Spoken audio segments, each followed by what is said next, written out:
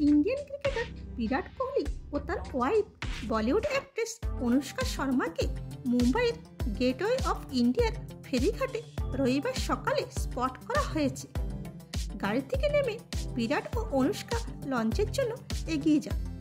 যদিও তাদের দুই সন্তান অকাই ও ভামিকাকে তাদের সাথে দেখা যায়নি।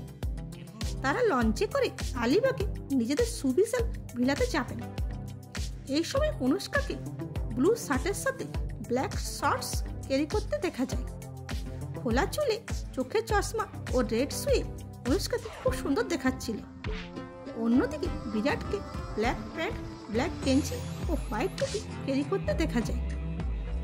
সম্প্রতি এই স্টার কাপল বৃন্দাবনে প্রেমানন্দ মহারাজের কাছে মনে শান্তি খুঁজতে গিয়েছিলেন। এরকমই ভিডিও পেতে চ্যানেলটিকে লাইক, শেয়ার ও সাবস্ক্রাইব করুন। ফেসবুক, ইনস্টা থেকে দেখে থাকলে ফলো করুন। Thanks for watching.